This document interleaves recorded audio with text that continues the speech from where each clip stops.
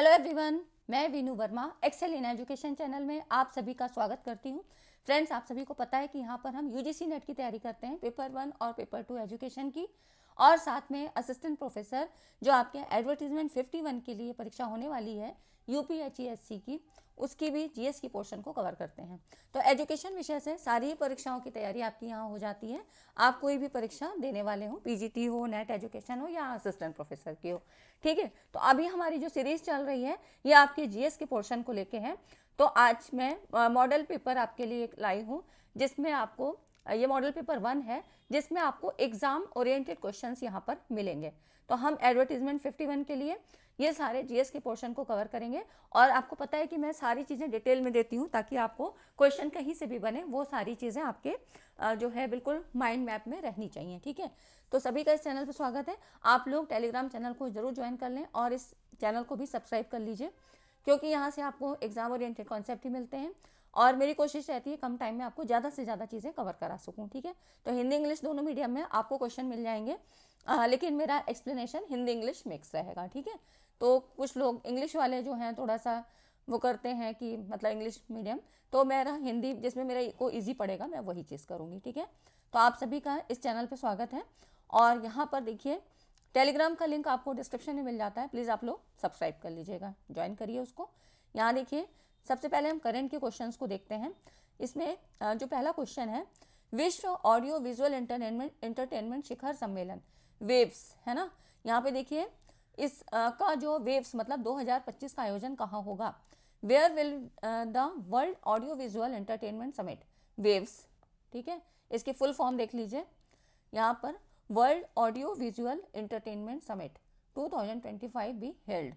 ये होगा आपका न्यू दिल्ली में, भारत मंडपम, ठीक है। यहाँ पर देखिए ये जो है ये क्यों इम्पोर्टेंट है, तो वेव्स जो आपका है विश्व ऑडियो विजुअल एंटरटेनमेंट शिखर सम्मेलन, ये अभी होगा 5 से 9 फरवरी के बीच में होगा, और ये भारत पहली बार कर रहा है, ठीक है। तो इसका आयोजन कब होगा, 5 से 9 फरवरी 2025 तक वर्ल्ड ऑडियो विजुअल एंटरटेनमेंट शिखर सम्मेलन वेव्स, इसकी मेजबानी करने के लिए मतलब होस्टिंग करेगा कौन, इंडिया, ठीक है।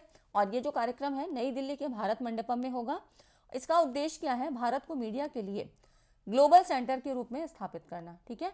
तो ये है आपका एक इम्पॉर्टेंट न्यूज़ है, क्योंकि पहली बार कर रहा है भारत, तो ये इसलिए इम्पॉर्टेंट हो जाता है। कल भी मैंने आपको हिस्ट्री ज्योग्राफी वाले क्वेश्चन कराए थे, उसमें भी आपको मतलब यही बताने का मेरा प्रयास था कि आप देखिए क्वेश्चन किस तरह से पूछे जा रहे हैं। कहने को हर यूनिट से 5 क्वेश्चन आएंगे, पर वो 5 क्वेश्चन भी काफ़ी उलटफेर करने के लिए पर्याप्त है ना। तो इस तरह से जो तैयारी है, कम से कम जो चीज़ें अगर इजी आती हैं या एक नॉर्मल फॉर्म में आती हैं तो वो आपकी गलत नहीं होनी चाहिए। अगर टफ आएंगी वो तो सभी के लिए टफ रहेंगी, है ना। अब देखिए यहाँ पर जो अगला क्वेश्चन है ना, ये भी करंट का ही है। करंट की मैंने 5-6 सवाल लिए हैं। यहाँ पर देखिए काम्या कार्तिकेयन ने 7 समिट चैलेंज को पूरा करने के लिए किस पर्वत की चोटी पर चढ़ाई की। Kamya Karthikeyan climb which peak to complete the 7 summit challenge. Mount Everest है, माउंट विंसन है, माउंट किलिमंजारो है, माउंट डेनाली है, तो ये माउंट विंसन है, ठीक है। अब देखिए ये जो काम्या कार्तिकेयन है, ये मुंबई के नेवी चिल्ड्रन स्कूल की 17 वर्षीय छात्रा हैं। इन्होंने 7 समिट चैलेंज को सफलतापूर्वक करने वाले सबसे कम उम्र की महिला बनकर इतिहास रचा है। और ये जो था, ये जो अचीवमेंट है, ये 24 दिसंबर 2024 को इनको अंतिम रूप दिया गया, ठीक है। ये अपने पिता, इनके पिता का नाम है कमांडर एस कार्तिकेयन, इनके साथ अंटार्कटिका में माउंट विंसन के शिखर पर पहुंची थी, ठीक है। तो ये माउंट विंसन की ये जो ये है मतलब जो पहाड़ी है, मतलब जो चोटी है पर्वत की, ये है अंटार्कटिका में, ठीक है, अंटार्कटिका में माउंट विंसन के शिखर पर। अब यहाँ पर देखिए जो अगला क्वेश्चन है, हाल ही में बीसीसीआई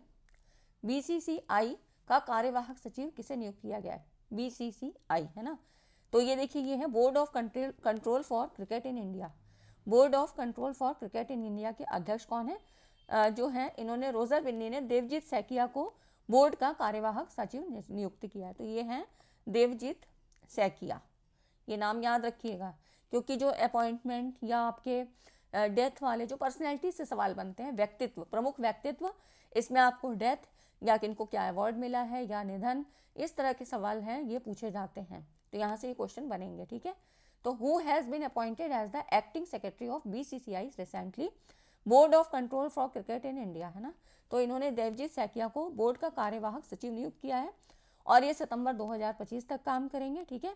इन्होंने जो स्थान लिया है उसके पहले कौन थे, जय शाह, इनका स्थान लिया है। पहले BCCI के जो अध्यक्ष थे वो जय शाह थे, जो ICC की अध्यक्ष की भूमिका में है, ठीक है।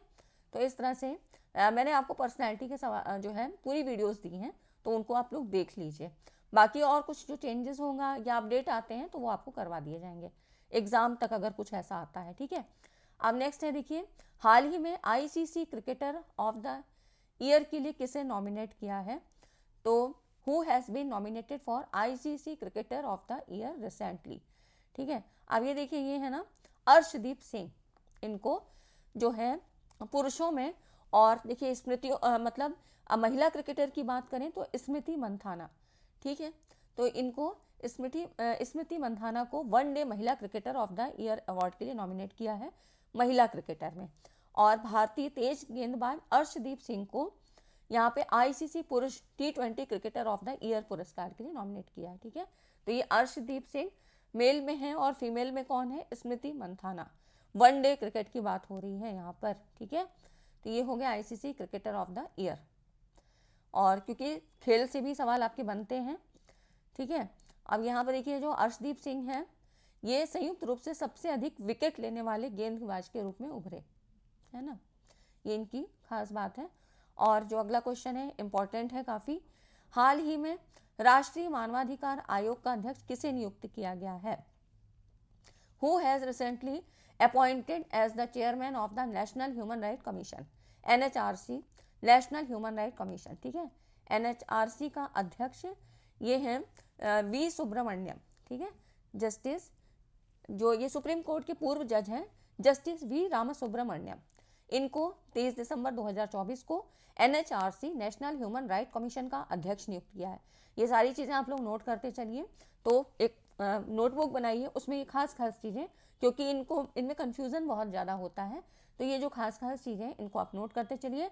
तो आपकी जो क्विक रिवीजन होगा एग्ज़ाम के 1-2 दिन पहले, 3 दिन पहले, वो आपके लिए हेल्प करेगा, ठीक है, क्योंकि इतनी सारी वीडियोस आप नहीं देख पाएंगे।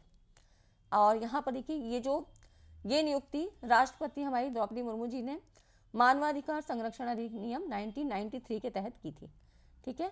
और इसके पहले थे पूर्व अध्यक्ष जस्टिस अरुण मिश्रा, इनका कार्यकाल समाप्त हुआ था, तो उन्हीं की जगह पे अब आए हैं V रामासुब्रमण्यम, NHRC के यहाँ पर अध्यक्ष, ठीक है।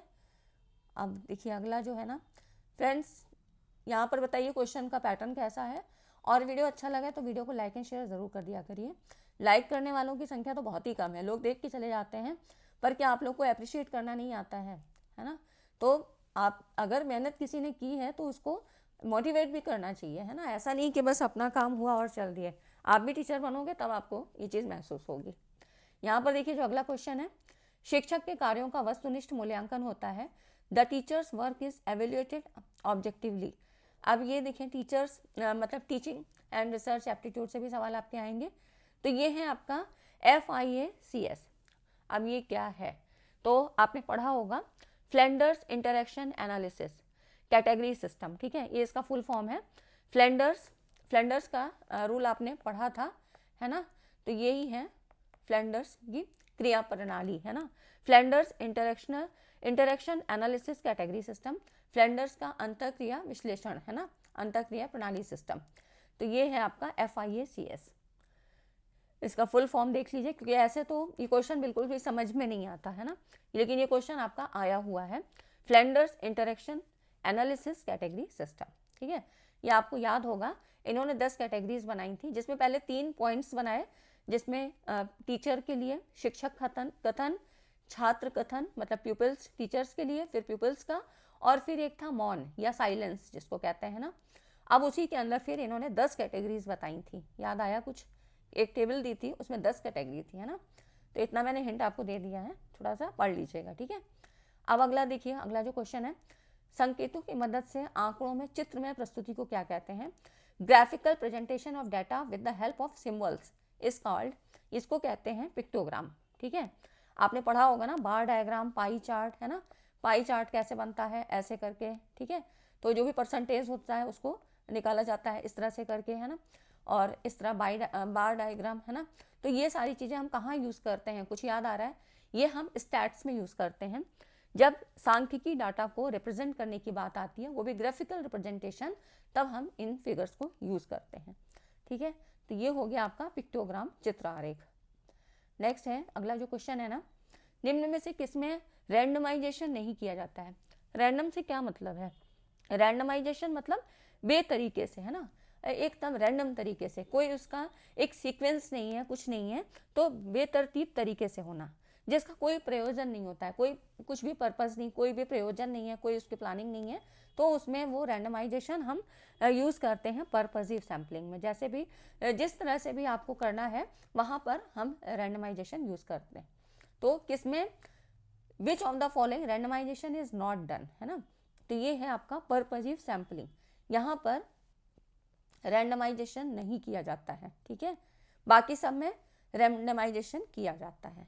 तो ये हो गया यहाँ पर पर्पसिव सैम्पलिंग। ये टाइप्स ऑफ सैम्पलिंग यहाँ पर आपने पढ़ा होगा जब यूजीसी नेट में टीचिंग एंड रिसर्च एप्टीट्यूड में, और नहीं तो मैंने भी बना रखा है यूजीसी नेट वाली, उसमें जाना पड़ेगा प्लेलिस्ट में, आप देखिएगा रिसर्च में सारी चीज़ें आपको मैंने करवा रखी हैं। ठीक है, तो आप वहाँ से भी देख सकते हैं, आखिर पढ़ना तो आपको सारी चीज़ वही है ना।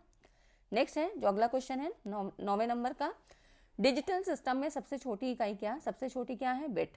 0 और 1 को हम रिप्रेजेंट करते हैं, है ना, और निब्बल होता है 4 बिट, और फिर यह जो है बाइट 8 कैरेक्टर्स होते हैं। तो इस तरह से ये आपका बिट होता है 0 और 1।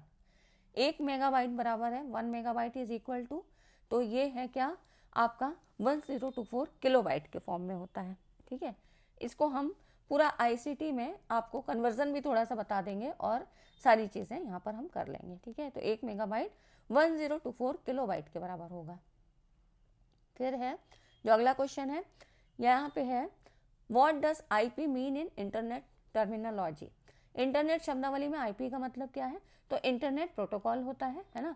आपके में टर्मिनोलॉजी शब्दावली से भी प्रश्न बनते हैं, तो एक वीडियो उसकी भी मैं लूँगी आपकी, जिसमें खास जितने आए हुए हैं और बाकी जो इम्पोर्टेंट है वो सारे एब्रीविएशंस आपको करवा दूंगी। ठीक है, तो इंटरनेट प्रोटोकॉल, प्रोटोकॉल मतलब क्या होता है?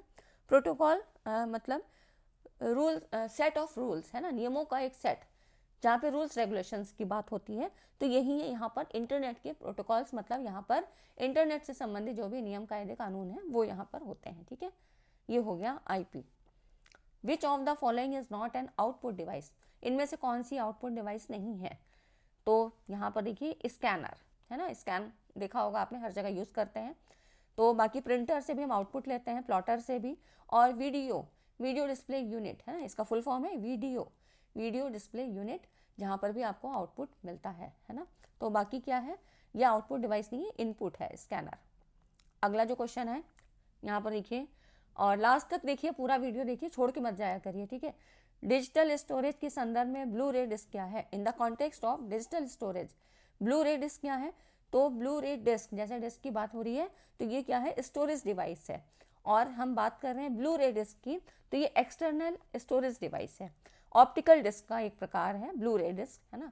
तो ऑप्टिकल डिस्क जिसमें कि लाइट का यूज होगा, और ये क्या है? एक्सटर्नल स्टोरेज डिवाइस है। खास बात इसकी, जो हाई स्टोरेज क्षमता के कारण मल्टीमीडिया के स्टोरेज के लिए ज़्यादा इंपॉर्टेंट है।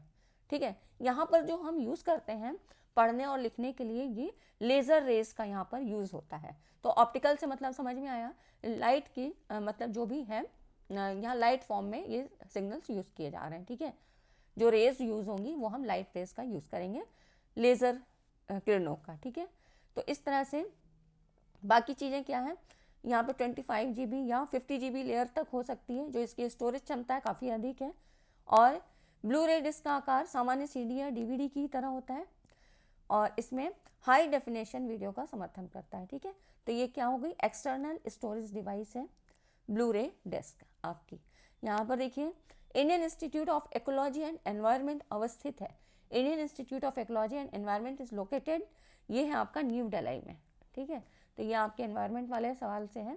अब अगला जो क्वेश्चन है और काफ़ी इंपॉर्टेंट है, कल भी हमने इससे संबंधित सवाल किया था ज्योग्राफी के पोर्शन में। देखिए, पृथ्वी तल के सबसे निकट वायुमंडल की परत का क्या नाम है? What is the name of the layer of the atmosphere closest to the earth surface? कल जो क्वेश्चन आया था वो भी आपका PYQs में ही से था, उसमें आपकी मेसोस्फीयर की हाइट पूछी थी, याद आया आपको, है ना? तो वहाँ पे हाइट आपसे पूछी थी। अब यहाँ पर देखिए, तो ये फिगर ना और इसकी पूरी थ्योरी आपको पूरा याद रखना है। तो इसमें देखिए, इसमें जो क्लोजेस्ट जो अर्थ सरफेस की बात हो रही है ना एटमॉस्फेयर की, ये है आपकी ट्रोपोस्फेयर, शोभ मंडल जिसको कहते हैं, ठीक है? इंग्लिश में ही नाम याद रखिए, हिंदी में थोड़ा सा बस समझने के लिए, ठीक है? यहाँ पर देखिए, ये जो है यहाँ पर दी हुई है, जो लेयर्स के नाम है ट्रोपोस्फेयर शोभ मंडल, स्ट्रेटोस्फेयर समताप मंडल है, मेसोस्फेयर मध्य मंडल है, थर्मोस्फेयर समताप मंडल है, और फिर यहाँ पर एक आ जाता है एक्सोस्फेयर, वही मंडल, ठीक है? तो ये हो गया एक्सोस्फेयर, जिसको वायुमंडल कहते हैं। इनके बारे में भी पढ़ लेते हैं, क्योंकि देखिए अभी तक तो जो पूछा आपसे, किसी में हाइट पूछा और किसी में नाम पूछा, तो ये जो ट्रोपोस्फेयर है, ये शोभ मंडल है, ये वाली, ये सबसे पृथ्वी के निकट है, ठीक है? यहाँ पर आपसे कह रहा है पृथ्वी तल के सबसे निकट वायुमंडल की परत है ना, तो यहाँ पर क्या है, ये पृथ्वी, ये तल होता है आपका, और इस पर ये लेयर, ये सब ऐसे बनी होती है ना, तो ये ट्रोपोस्फेयर है, क्षोभ मंडल जिसको कहते हैं। और इसमें आप देखिए, इस फिगर में ही आपको यहाँ पर हाइट भी मिल जाएगी, और जैसे जैसे इनकी हाइट बढ़ती है ना, ये टेम्परेचर भी चेंज होता चला जाता है ना? और इस हर जो स्फीयर है, जैसे ट्रोपोस्फेयर, स्ट्रेटोस्फेयर, इन सब की अलग अलग खासियत होती है। किसी में तो ये भी पूछा जा सकता है, तो ये मैं आगे आपको बताती हूँ। यहाँ पर देखिए, ट्रोपोस्फेयर है आपका 0 to, यहाँ पर देख रहे हैं 10 या 15, है ना? तो इस तरह से, और उसके बाद देखिए स्ट्रेटोस्फेयर 50 तक है, 10 से 50 तक है, और 50 से 85 तक आपका मेसोस्फेयर आ रहा है, 90 से फिर है आपका यहाँ तक, 85 से मतलब 140 तक आपका आ गया ये थर्मोस्फेयर, ठीक है? तो ये हो गए आपके, और उसके बाद जितना भी है वो एक्सोस्फेयर है। तो ये हाइट जरूर याद रखिएगा, यहाँ पर ये पूरी हाइट है, ठीक है? और इधर टेम्परेचर आपको दिया हुआ है। यहाँ देखिए, क्षोभ मंडल की बात करें, ट्रोपोस्फेयर सबसे निचली परत है, यह भी हमने देखा। ऊंचाई कितनी है? 8 से 15 किलोमीटर तक, भूमध्य रेखा पर अधिक और ध्रुवों पर कम, है ना? इसमें जो है सबसे ज़्यादा मौसम संबंधी घटनाएं होती हैं, जैसे कि तूफान आना, बर्फबारी, वर्षा, ये इसी परत में होती है, ठीक है? तो अब हो सकता है क्वेश्चन आपका ऐसे पूछा जाए, तो ये इंपॉर्टेंट पॉइंट हो जाता है, इनको नोट करिएगा, स्लाइड मतलब बाकी आपको PDF दे दी जाएगी। तापमान ऊंचाई के साथ घटता जाता है ना? तो इस तरह से ये चीज़ आपको याद रखना है कि जितनी भी मौसम संबंधी घटनाएं होंगी वो आपकी किस में होंगी? ट्रोपोस्फेयर में होंगी, क्षोभ मंडल में है। समताप मंडल, जैसा कि नाम से ही पता चल रहा है, तो यहाँ पर ये क्षोभ मंडल के ऊपर है, ट्रोपोस्फेयर के ऊपर है। अभी हमने देखा ऊंचाई कितनी थी? 15 से 50 किलोमीटर, है ना? और इसकी खास बात है, यहाँ पर ओजोन लेयर पाई जाती है, ठीक है? तो ये आपकी ओजोन लेयर यहाँ पर पाई जाती है, जो सूर्य की अल्ट्रावायलेट रेज को एब्जॉर्ब करती है। अगर ये सारी रेज नीचे आ जाएंगी तो क्या होगा? पृथ्वीवासियों के लिए ये हार्मफुल इफेक्ट होगा, है ना? अल्ट्रावायलेट रेज जो हैं, इससे हमारी स्किन डिसीज होती हैं। तो तापमान ऊंचाई के साथ बढ़ता है, और यहाँ पर ओजोन परत पाई जाती है। पहले तो मेन बात ये है, ये इंपॉर्टेंट है कि यहाँ ओजोन लेयर, ये भी कई बार क्वेश्चन पूछा जाता है, तो जो कि ओजोन लेयर नीचे नहीं आनी चाहिए, इसलिए ये आपके स्ट्रेटोस्फेयर इनको संभाल लेता है। और यहाँ पर जो है विमान यात्रा के लिए यह अनुकूल होती है, यहाँ पर जितने भी फ्लाइट्स वगैरह हैं इनके लिए अच्छा रहता है, ठीक है? तो ये हो गया आपका स्ट्रेटोस्फेयर। दो चीज़ें यहाँ पर पता लगी। मेसोस्फेयर, ये आपका स्ट्रेटोस्फेयर के ऊपर आया समताप मंडल के बाद, तो ये मध्य मंडल है, बीच में ही है ना? तो ये समताप मंडल के ऊपर है। इसकी ऊंचाई मेसोस्फेयर की ही कल पूछी थी, ये क्वेश्चन आपका PYQs में आया हुआ है ना? तो ये हो गई 50 to 85 किलोमीटर।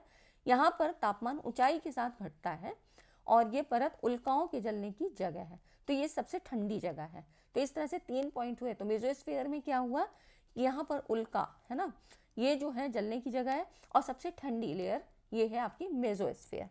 नेक्स्ट आते हैं हम थर्मोस्फेयर, ताप मंडल जिसको कहते हैं। ये आपके मेसोस्फेयर के ऊपर है, 85 to 600 किलोमीटर इसकी हाइट चली जाती है। तो तापमान ऊंचाई के साथ बहुत तेजी से बढ़ता है। अब यहाँ पर क्या होगा? यहाँ पर रेडियो वेव्स पाई जाती हैं, ठीक है? इसी में आयन मंडल स्थित है। कहीं कहीं आपको बुक में आयन मंडल अलग दिखाया जाएगा, है ना? थर्मोस्फेयर के बाद आपका आयनोस्फेयर दिखाएगा, लेकिन यहाँ पर देखिए, इसमें आपको नहीं ज़्यादा यहाँ पर अलग दिखाया है। यहाँ पे आयन मंडल स्थित है जो कि रेडियो वेव्स को रिफ्लेक्ट करता है। तो यहाँ पे रेडियो वेव्स, आयन से मतलब क्या है, पॉजिटिव और नेगेटिव जहाँ पार्टिकल्स हों, ठीक है। तो इस तरह से जितने भी अंतरिक्ष स्टेशन है वो इसी परत में है, किसमें, आयनोस्फीयर में, ठीक है। तो यहाँ पे थर्मोस्फीयर और आयनोस्फीयर एक साथ है, और लेकिन अगर कहीं पर आपको इसको दिया रहता है तो ये आपको थर्मोस्फीयर के बाद की लेयर है, ठीक है। ये चीज़ आप याद रखिएगा। एक्सोस्फीयर सबसे बाहरी ऊपरी परत है, 600 किलोमीटर से लेके जितना भी इनफाइनाइट तक जितना भी अंतरिक्ष चला जा रहा है ना। तो यहाँ पर वायुमंडल के अणु बहुत विरल होते हैं और पृथ्वी और बाहरी अंतरिक्ष के बीच की सीमा होती है।